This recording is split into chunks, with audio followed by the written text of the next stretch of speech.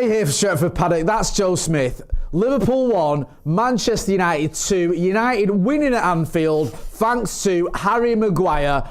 I mean, what a game. Loads to talk about. Get involved in the chat and the comments. We're going to want to hear from you guys. I mean, I've almost lost my voice. I don't know what to say. I don't know where to start. It's just an amazing result. Ruben Amorim needed it. It's his first back-to-back Premier League wins since he took over at Manchester United, and he gets the second one of those wins at Anfield. Unbelievable. We've had managers who've done well for a period of time who've never got a win at Anfield, and Ruben Amorim gets one at the second second time of trying. Sorry, Joe, you need to step in and start talking because I'm losing my mind the more I think about it. I mean, the teams were announced, and we were a little bit like, no, Sesko. I'll be honest, I was one of the most sort of vocal around that out of the three of us, me, you, and Ronnie. We did worry, didn't we, and wonder like, is this the right move? Obviously, the season's been a bit up and down, but from the kickoff, couldn't have gone any better. I think it's our second fastest goal, is it, against Liverpool in the Premier League? I mean, it was phenomenal. And also, everything else that happens after that is shaped by getting a goal so early. Yeah. So the whole rest of the game, you're playing 1-0 up. You can play more defensive. You don't have to be the controlling team. You don't have to be as wide open defensively. United did exactly the sensible thing. And this is 2 games in a row where I'm saying we did the sensible thing today. We did the right thing. And Liverpool had chances. They had plenty of chances. And on another day, and we've seen that other day before with the 7-0, those chances can become 4 or 5 goals. And they didn't. But Man United were fantastic today. And it's always so hard to go there. We know how hard it is. We don't even need to repeat how long it's been since we won. I mean, it's been about 15 minutes. So, that record can stop now. But it had been such a long time because it's so difficult. They don't lose there. Even those 3 games in a row that they'd lost before we just played them, they were all away from home. They don't lose at Anfield very often. They just don't. And for United to go there and to play sensibly and to get the game done and won in a way that makes you feel actually proud to be a United fan, it's been so long since we could say that, especially at that ground. And just back to the pre-match selection, the 2 main sort of bones of contention were Cunha for Sesko, because everyone knew Mount would play, and Maguire up for Yoro. They were 2 of our best players today. Mateus Cunha was absolutely phenomenal. No, he was. The next time you see someone with a 006, 00 whatever for him, he was the best player on the pitch today across the 90 minutes. He was absolutely fantastic. And Maguire, obviously, completely flawless at the back and gets the match winner as well. You literally can't ask for more. And if Ruben Amorim wants to make a statement about, I'm going to do things that not every fan, me and you both, aren't going to agree with, and I'm going to win the game, that's exactly how you do it at the most difficult ground in the league to win at. Couldn't have been better. And now, I think you mentioned it on the watch along, he's won games at Anfield, at the Etihad, and at the Emirates. Which to say it feels like we've only won about 6 games under him, 3 of them being those when apparently we only beat teams that have been relegated or about to be relegated. It's not bad, is it? And United have now won 4 of their last 6 games. It all of a sudden, everything just starts going. It can all be flipped in the positive direction, can't it? Yeah. 2 wins in a row and a big one like that. Everything flips in the right direction. 3 points off second, 4 wins in the last 6. Like all of these things, you think, actually, I can be a positive Man United fan for the first time in ages. This is the thing, right? I said it a few weeks ago. I said we can take stock after Anfield. That felt like a moment, when people getting after the Brentford game, like what's going on. I said, look, after Anfield, I think will be a good moment. And that was obviously before the Sunderland game. Beating Sunderland doesn't do anything for you in terms of deciding your future or getting everyone on board or making people who doubted you suddenly believe in you. It just doesn't. No. Like, it can be dismissed. It's a newly promoted team. Yes, they've done well, but we should be beating Sunderland at Old Trafford, all the rest of it. That isn't going to silence the critics. It might buy you a little bit of time or whatever, but it's not going to be like, well, we beat Sunderland, everyone can believe in what Ruben Amorim's trying to do. But a win at Anfield is a rarity. It is extremely difficult to get a result there. Even when Liverpool aren't great, they always turn up against United. They were well up for it today. They needed a win today. And Slot did his best. He shuffled his pack. Didn't work. United, for me, were good value for the win as well. That is a sort of performance and result that does get people believing in you. That does make people think, do you know what? Maybe this guy knows what he's doing. Just maybe. I'm not saying everyone goes, right, that's it. I've been hammering out for the last 6 months, but now I'm hammering. I'm not saying that, but it gets people going, all right, let's just give him to the end of the season, then. Let's just see what this guy's trying to do. Because he's doing things his way, and he's gone to Anfield and got a result by doing it his way, and a deserved result. One of the things that annoys me about last season with the win at the Etihad was how It was dismissed. And I get it, because it was like, there was certain caveats. City were having their worst run since 2008, since the money came in. There was an element of smash and grab about it, in terms of, whilst I thought United were a better team, it wasn't an amazing game. It was a bit tetchy at times and a bit sloppy at times, and it was like, Ahmad does what he does, picks a pocket as winner. Today, I thought Manchester United thoroughly deserved that win. Yes, Liverpool hit the post a few times and there was a couple of last-minute clearances, whatever, but you're playing Liverpool at Anfield, who were chasing the game for 95% of that game. Yeah. They were chasing it. Even when they got an equaliser, we got the second, the winner, they were chasing it again, and the referee managed to find 8 minutes of extra time from somewhere. So you're going to be up against it, because you're leading almost from the kickoff. They're going to have a lot of shots, a lot of pressure, a lot of time on the ball, because that's the nature of, like you said, being 1-0 up away from home in a big game. Yeah. You're not then going to have 70% possession on top of that. That would just be, unfeasible. So yeah, they're going to have more shots, more chances, more XG. But you think of where those, hitting the post came from. They were very good shots, and Gakpo with a couple of fantastic shots. He was probably their best player today. But they weren't, other than the Gravenberch header. Was it Gravenberch? A Gakpo header, wasn't it? It wasn't big chances for Liverpool. It was good shots from tight areas, hitting the post, good saves. But United defended really well. And more than anything, and I think this is the thing that we've lacked so much, not just under Amorim, but particularly under Amorim, United looked as though mentally they were in the right place to win the game. They didn't crumble, and when we conceded the first one, I said it, I was certain they would get another. I was worried. It was 78 minutes, whatever it was. I was certain Liverpool were going to go on to win this game now. And instead, for us to be the ones that turned it on its head, and a brilliant goal, the cross from Bruno is absolutely fucking phenomenal. Cushion cross, man. A volley like that on the instep, great header from Maguire as well.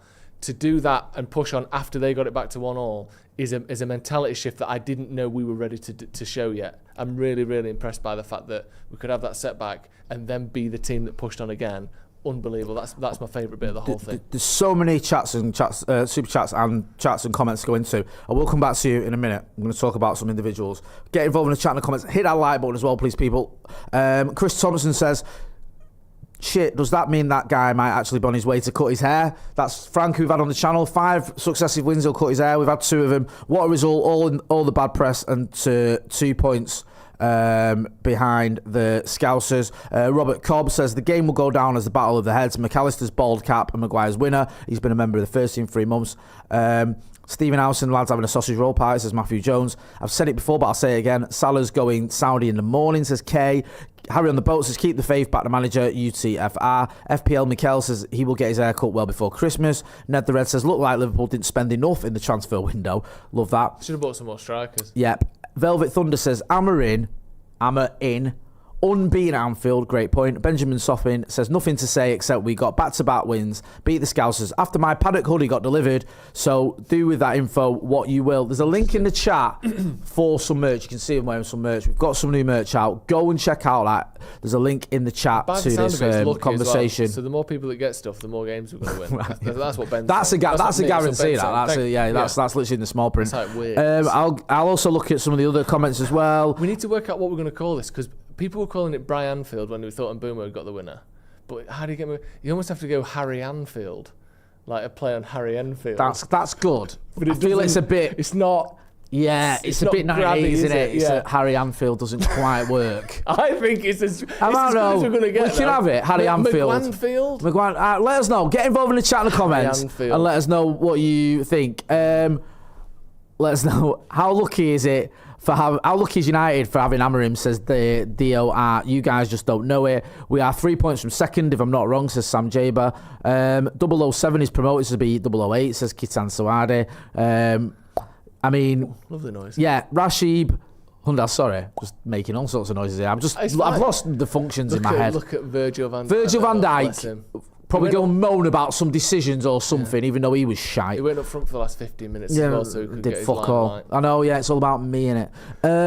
Red Maron says we also have a goalkeeper that can catch a ball. All right, let's start with Son Lamons, because our goalkeepers this season have been anywhere from abysmal to catastrophic to comical to terrifying. Yeah. Yeah, that's been what we've seen, whether that's Onana at Grimsby, whether it's Bayern against Arsenal, whether it was Bayern against Burnley, whether it was any of them. Yeah. Le Mans at Fulham. Yeah, Le Mans has come in, clean sheet against Sunderland, did okay, did well, thought to be fair to the lad. Today, go to Anfield, having a lot to do, did his job, I think, well. I think there was the good save for Alexander Isak. Yeah. I think a lot of the shots were savable. I'm not going to... The punch out in about the sort of 85th minute or so, that was very good. Very good. A lot of the shots were weak shots, and I expect him to save, but he did that. But also, collecting crosses, punching out crosses, and just, I mean, he didn't really have to play out for the back, did he? He just had to stick his foot through it. Yeah. But I just feel more comfortable with him in goal. Yeah, it's like what you've said, or what we've all said for ages, is just a keeper that you're not thinking about constantly.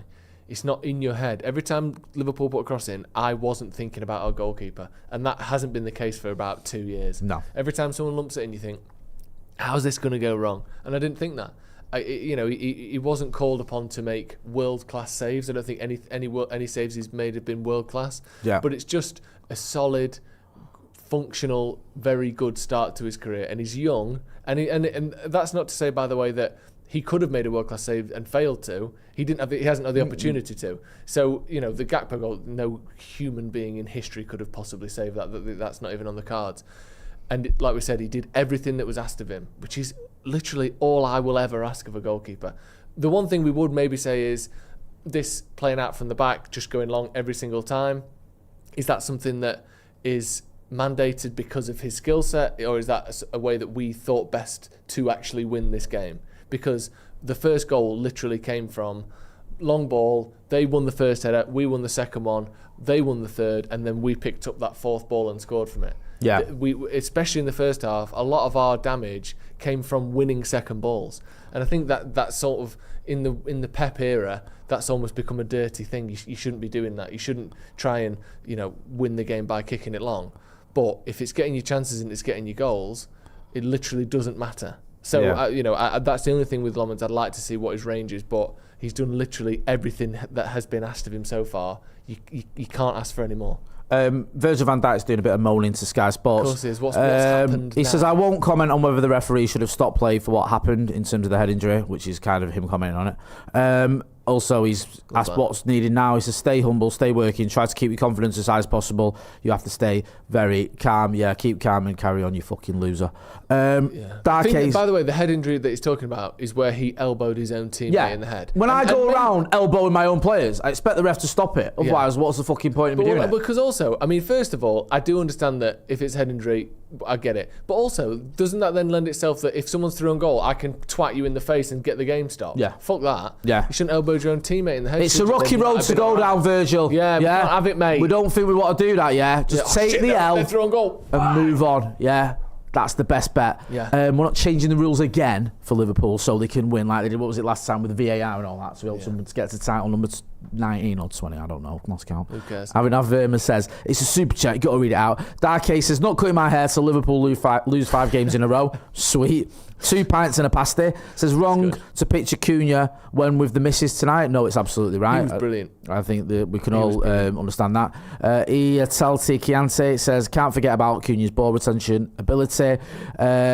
Jasau Bengen Boy says, game against Brighton going to be fun to watch. We had 2 straight wins in a row, 2 straight wins at home in a row, 4 out of 6 games won. Brighton is undefeated in the last 5 games, 3 wins and 2 draws. Cullen, welcome to the academy. Thank you for your support. I do too much. People were ready to punt on the season in August. Paul M, happy birthday to you. Says, United, give me the best birthday present. Up the fucking Reds and up the fucking Paddock. Asha Shahi says, it's almost 5 a.m. I am crying. I don't care if we lose all the game. I am now backing this team and the manager to the end of the season. We just won away at Anfield. I hate them so much. I feel your joy. Yeah, I didn't know what to say then. 21 is coming, says 911 Moana. 3 extra L to Liverpool. Liverpool to Liverpool, says Treble Lele. Santa Notch says, I won't comment on Oliver booking Ahmad for winning the ball and not booking Gakpo for doing a Delo at a ref decision. Good point, well made there. Notch, that annoyed me that when Ahmad got that booking, because it was never a fucking yellow. No, it was. I don't think it was a foul. I know Ronnie thought it might be. Eubin Amoring says Joe trying to hit Jay, not behind Asda, is it? Look, I think we can all agree, right? Everyone played really well today. Like, there was no, I don't think there was, I know people were slagging off Delo in the first half, but in the second half, I don't really think I mentioned him, which is usually a good thing. I think the only time I did mention actually was when he put in a couple of good tackles, so you can sort of forgive him for any sort of mistakes he made in the first half. I thought there was some really top draw performances out there though today, like Mbumo was top class, Cunha, who you've mentioned. And also, even like the subs that came on, like look at Sesko, involved, making things happen. Very good. Just not easy to come onto into a game with half an hour to go at Anfield, like the sort of the pressure and everything else, and just the pace of the game. But he just slotted straight in. Dorgu had a couple of moments where he like, what's he doing? But then did what he needed to do against Jeremy Frimpong when he came on. So it was just a real sort of, just an all-round top draw performance from everyone involved, really. Yeah, that's how it felt. I think there's a few, like you said, that need pointing out. Cunha was fantastic because Mbumo was the best player in the first half, but and Ahmad was, but they obviously Ahmad went off and Mbumo wasn't quite as effective toward the end. Cunha's ball retention, just because it's obvious that scoring the goals is what wins you the game. Yeah. But what Cunha did made it so much more likely that we would hang on to that lead. Yeah. The way he carried the ball out, the way he held his men off, the way he, the ball would be bouncing and it'd be carnage and he'd drop back, let a man sort of rock off his back, go into the ball, keep possession. It was absolutely fantastic the way he did that. Yeah. And it increased our odds of winning that game by so much. So many minutes were eaten up by him getting the ball, making a good pass, making a run and getting fouled, or dribbling past a couple of people, or getting sat down on his arse, 2 men on him, spinning round on the floor on the goal line, on the touch line, and playing a pass from the ground. Like, that is what actually wins you games. Obviously, the goals are needed to get you there, but it's performances like that put 3 points on the table time and time again. Because if you swap him out for a player that also didn't score or assist, there are a million different variations of what not scoring is. That's about as good as it gets. So he was absolutely exceptional. De Ligt and Harry Maguire were both fantastic. De Ligt's leadership and just willingness and energy defensively is fantastic. Again, Maguire didn't put a foot wrong. Someone who gets a lot of stick, Ugarte didn't put a foot wrong either when he came on. Didn't stand out as being wonderful, but did a lot of good things. Like in there, we're just watching some replays right now where it ends up being the goal, unfortunately. But he is in the right places, blocking play, stopping things happening. He did that a lot. And Bruno was very good as well, but yeah, in particular, Cunha and I thought De Ligt and Maguire across the full 90 minutes were really, really good. It was just a great performance all around, wasn't it? But great to see United having a bit of metal and steel for once, rather than just folding when things got difficult. Really, really impressive performance. No, I couldn't agree more. There was a couple of other chats that I wanted to get to. Abidan Verman says, Diwali in India, United have given the fireworks. Josh Fox says, always wait for 10 games before judging the league. Omnet says, Cunha is a beast. Ben Hudnut says, Mount was quiet. I think that's a little bit harsh for Mason Mount. I thought he had a very good game. I thought in the second half, he wasn't as active in the first half, but he did a couple of really good moments, really important moments, I should say, where he sort of trapped back and put a foot in and didn't rest on his laurels. He kept going, and that's the sort of what you need to do at Anfield. You all got to be up for it, and he was up for it. Yeah. There was a couple of challenges he put on. I think it was the right time to take him off, by the way. I'm not disputing that, but I thought for the 60-odd minutes or whatever he was on the pitch, I thought he did very well. A couple of people criticising Bruno, some people praising him, but... some people criticising, but Football Cartoon says Bruno was tired. People don't know that except me, maybe. I think you could see he was knackered. He had a sticky patch, didn't he? 15 minutes before he went off, he dropped off a little bit. He dropped off. And I think there was the game for Portugal the other night where some of the Portuguese media was saying he looked like he was suffering from fatigue. They singled out him. I think it was against Hungary, was it? Where they drew. Yeah. Last minute equaliser against them. And I think there was an argument being put forward by certain members of the Portuguese media that him and Bernardo Silva both looked like they were knackered. I think Bernardo Silva's looked knackered for about 3 years. I agree, but he'll probably still win the fucking But again, this is the other thing with Bruno. He had 60 great minutes. Yeah. Or 50 great minutes. 15 or so where he wasn't quite at his best. And then pops up with the assist, the last thing he does before he goes off. So, and back to Mount just quickly, sorry to... No, go on, everyone. Go, bro. You're not going to get any fucking argument from me. The thing with Mount and Cunha and Burmo and Bruno and Casemiro and all the people that start, what they did really well was establish the pace and the intensity and the energy that the game was going to be played with. Yeah. They set up the whole performance. So sometimes, Mason Mount, you don't have a million things you can point to and go, that was world class, that was world class, that was world class. But games can look so wildly different if your team is a little bit sluggish or doesn't quite make it. You know, the whole team, as soon as this first whistle went, established that we were going to be on it today. And you have to give everyone credit for that, because that's a group thing. And we've seen it so many times when the opposite is true. They look sluggish, slow, weak. None of that was the case today, and all the players get credit for that. Yeah, I mean, I couldn't agree more. Like, it's just, you got to give him credit. Steve M says that's why you keep him on as long as possible. Perfect timing with the sub, really, wasn't it? Do you know what I mean? Mick Holland says I love the chat. Tremble Lele says Joe and Jay were up against Brighton, who are coming off in 5 games unbeaten run, 4 wins and 1 draw. What changes do you expect for that match, or same lineup as before? I don't know. I wouldn't be surprised if there are some changes. I don't know. We'll see. He might bring Sesko back in, but then again, who'd you drop? Because everyone's been class, haven't hard, they? Isn't it? It's very difficult after that game, that performance by pretty much everyone, who to decide to drop if you do, because part of the problem now is it's 1 game a week, so no one's going to want to be rested. Yeah. Do you know what I mean? And also, no one really needs resting. I know we've just played 98 minutes at Anfield, wherever it's been a bit, non-stop, but you can easily be ready in a week's time for the home game against Brighton. Let's not kid ourselves. Isn't it good as well that Maguire is just like a functional member of the first team? Not like always playing every game, but he's in that first team 14-player sort of nucleus. Yeah. Like there was a point where he was the punchline to a joke, and now it's not even a question. People thought Yoro should have started, but he's not. He don't come on just to get some minutes as a laugh. I thought there was genuinely a very good player who plays all the time. I get where you're coming from, but a lot of people in the chat, a lot of people chatting to, I think we even discussed it, was saying like maybe Shaw should miss out. Potentially. Yeah, I don't think it was even basically, a lot of people saying it was Maguire. I think Maguire's looked at as a pretty much safe pair of hands. I think Shaw tends to be a bit more up and down, doesn't it?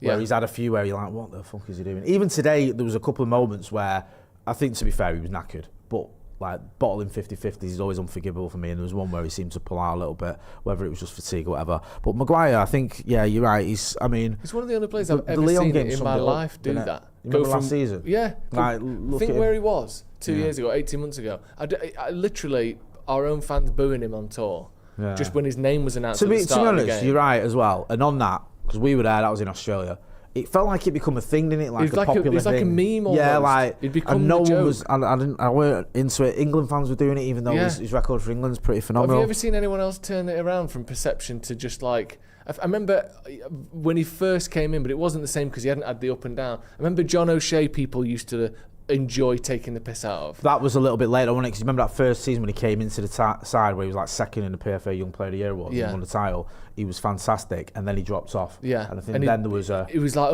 he's not. It was just a John O'Shea almost became like a term by for the way, that type of player. He did come back to be but that's what I mean. Fantastic. He just had a sticky patch. Yeah, so Darren Fletcher's probably the best. Darren Fletcher's another. Yeah, exactly. Fergie's love child and all that. People like, why is he in the fucking squad? And then you get to the point in 2009 where him being suspended for the final is the reason people say we don't beat Pep Guardiola's Barcelona. It's so rare that it happens like that. So you've got to give Maguire. No, give him credit. Yeah. Wait till Martinez is back in fit, says Subat Kral Mehmet. That's a good point, that. Someone else saying Shaw knackered from what, says Einstein. I mean, to be fair, we can all judge, but I wouldn't be surprised if everyone was knackered. Paul says Maguire with another late goal. He's gone from fans begging him to leave a few seasons back to now becoming a bit of a cult hero. Love a comeback. Rybags 1986 says Jay, it's refreshing to hear us saying it's hard to drop anyone. Nice problem for Amorim. That is a very, very good point. Drop them all, fold the club, which is what I usually hear at the end of a game. In fact, I'm usually saying it myself. I'm going to leave it there. Thank you to everyone who's got involved in the chat and the comments. Make sure as well that you check out the link to the merch in the chat. It's a pinned comment. Plus, stay tuned or subscribe to the channel even, because we're going to have a reaction from Andy Tate, the legend that is Andy Tate. Also Stephen Howson as well. So make sure you are hitting like, share and subscribe so you can make any more noise back there, because we're in danger of hearing myself. That's been Joe Smith. I've been Jay Motti. This has been a review. Manchester United winning 2-1 at Anfield. Come here. Thanks for watching.